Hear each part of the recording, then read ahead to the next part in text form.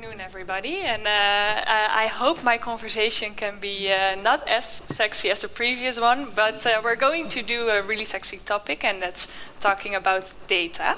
So almost the same, right? Before I will start with it, I will start with a personal customer experience of mine. So a few months ago, I went traveling through Sri Lanka with my very best friend, the scooter, with a backpack at the back. And my customer experience was quite planned. I thought, okay, let's do the round through Sri Lanka. But then I met some nice monks at the monastery, and I really loved the meditation, so I stayed there longer than I thought. And then at the end, I really fell in love with surfing. And I stayed there the rest of the trip. So basically, my customer experience was way different than I planned, and also very personal. So based on that, hey, we also talked already a bit more about customer experiences, about feelings. So how to capture that with data? That's what I'm going to tell you a little bit more about today. And I have 5 keys, hopefully for you today, to remember to unlock your data power, to, in the end, create better customer experiences, and also do that more data-driven, of course. But first, I hope most of you know Bol. We're the biggest e-commerce platform of the Netherlands and Belgium, so way bigger than Amazon here for maybe some Germans who are here today. And this is Bol's history. I will go over it real quick because I want to get into the content. Well, we started in 1999 and we grew and we grew. We became also active in Belgium. We became part of the Ahold Delhaize group, and now we are over 3,000 people working to creating our platform. And this is me. So hi, I'm Melissa Piddlety. I'm the head of product analytics for Bol, working already 9 years at Bol. So for me, that feels like a long time. Tomorrow there will be a podcast where this is my first podcast that I tried, and it was really fun, and it will be getting online tomorrow, so please search for it. And the last thing that I bought at Bol was yesterday, and there were new tennis shoes because I really needed those. But let's go to the details. So let's experience together how to unlock your data power. And first I have a little bit of theory because I hope that's really useful for you as well to get along and get in your backpack when you're walking out. And after that I will explain some tangible examples, I would say, so that you can see what we're actually doing with it at Bol. So I created something, and it's called the Circle of Data Success. And it exists out of 4 steps. And I think also the sequence is really important because nowadays I think most of the companies are not complaining of having too little data. Today I talked to some persons. They say, hey, we have too little data. We need to create more. But also a lot of organizations just have too much of data, and it's really, they're drowning in it. They don't know how to connect it, etc. For me, that's why it's really important to begin at your first step and think about if you're high-level management or if you're working in a team as a designer or whatever in product management, think about how to frame your impact. Because on the one hand, I am an e-commerce company, so I want to make profit, of course. That's one of my most financial triggers. But how to do that is also to make your customers happy and that they would like to come back or tell your experience to other friends or family, NPS. And you want to see, hey, what is actually the goal that we want to achieve? So, for instance, Spotify has the active minutes that a customer is listening to their app. That's their main goal. And if they can increase that, then, of course, they will get more money. So based on that, it's hey, what do I want to achieve with the innovation that I'm currently doing? Think about that. Think about, hey, how can I make my customers happy with this? And also, how can I make money, or whatever other metric you have if you're a nonprofit. I will tell more about this later to make it a bit more tangible. But let's go to the other 3 topics. So the second one is, okay, if you have that framework, then okay, how to lead your people? Because a lot problems that I currently face also in the organization is that the analysts, they know their data, but when it comes to higher management, they're talking about EBITDA, they're talking about euros, but they don't know how it connects to an NPS or to a customer lifetime value or whatever. So there, I think you can do a lot. I have a lot of theory behind this, but the one thing that you need to remember today is BYOA. And I call it bring your own analyst. And why do I say this? I think that some people here in the room can do a lot of analysis themselves, also using the tooling perfectly themselves. Then you are your own analyst. That's perfectly fine. But if you don't have the skills or the time, then I think on every layer in your organization, you need to have your analytical buddy with you. You need to know who to contact and to check, like, hey, can we go through the numbers? Can you see how the customer lifetime value or the click-through rate or the conversion is connected to those euros I need to get? So I think that's a nice one to have, especially higher management. I think they need to have this more. Then third step is, okay, once we know what the framework is, and also we know which people we need to put where, then you need to organize your data. And I've put in a next sheet. It's quite a big sheet, quite technical one. I will not go over into detail, so don't worry. It's also not as sexy as the previous conversation, but this is how it looks like. And okay, so if you know what kind of data you want to measure, right, then you can go backwards. So basically what you see is the consumption side. We want to know our revenue. We want to know on conversion. And then based on that, you can go deeper into the funnel. We work, of course, we're a big company. We have alone at the app and web front end, 25 teams. So that's quite a bit. So it's really crucial that we connect all these dots. And first was the problem that we started from the source. So we wanted to measure everything.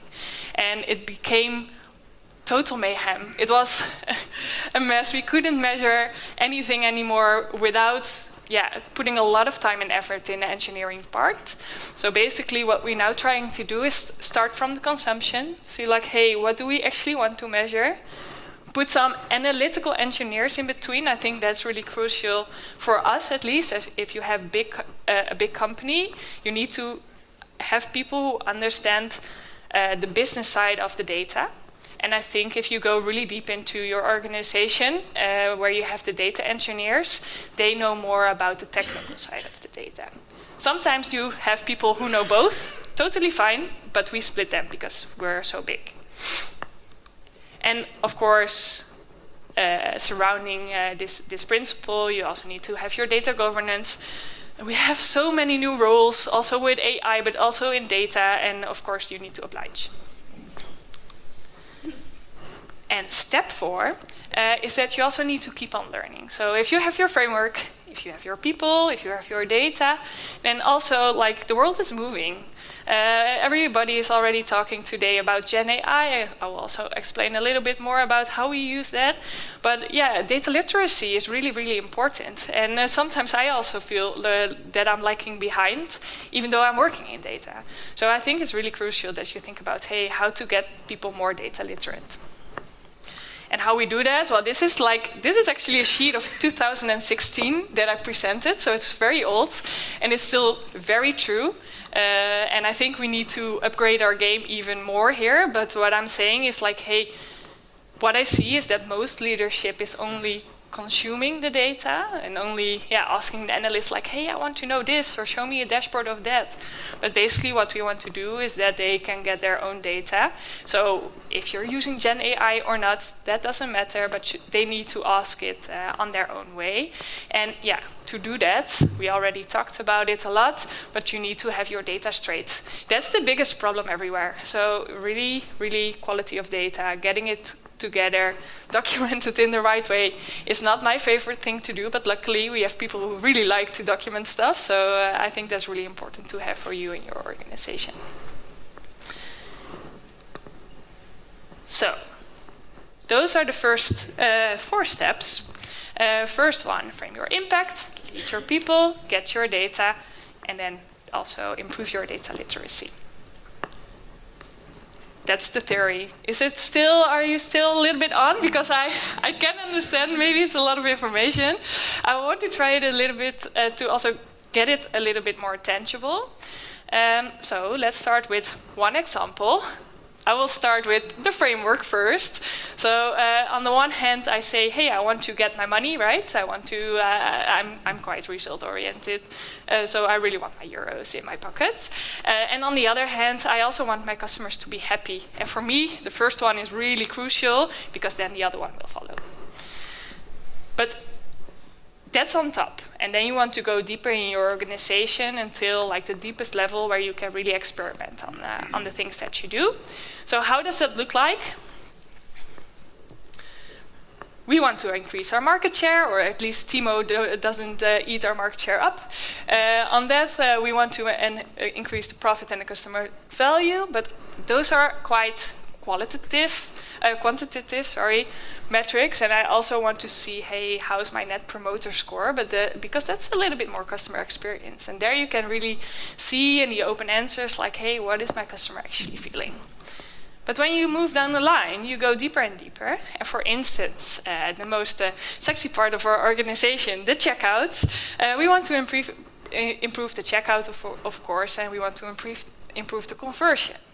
So when you see the conversion, we are doing experiments on that, and yeah, let's see how you can do that, right?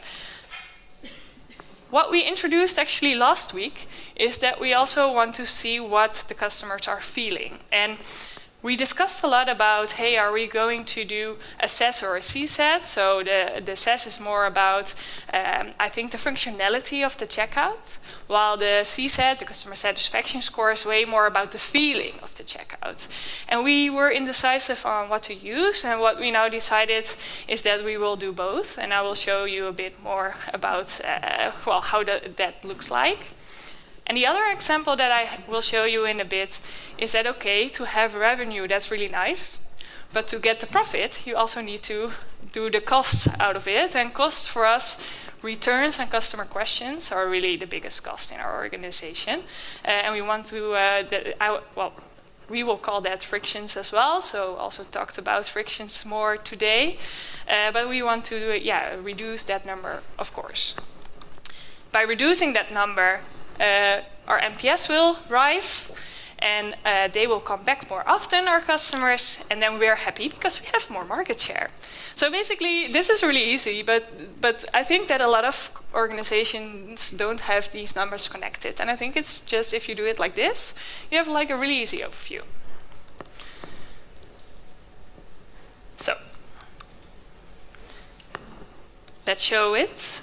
So this is our page on the checkout. So if you want to buy your stuff and you see like, hey, this is the address, this is the way I want to pay, and then you will see this. Does anybody saw it by any chance? Probably not, but maybe as designers, etc. in the room, maybe you could seen it. So we put this live last week. We wanted to put it live in an experiment for 2 weeks. But by accident, we didn't do like the 10% of the customers that we want to show it, but 100% of the customers. So my director was not that happy, but we tested it on the checkout, because there the conversion drop is the lowest risk, because the conversion is really high in the checkout. And so luckily he wasn't that mad, and in 3 days we gathered 15,000 replies, because we have on average 6 million visits a day. So I think that's a lot. And the idea why we want to put this live is first, hey, what do you get out of the SES and the CSAT scores? Because those are the questions on top. But the open answers are the most important ones for us.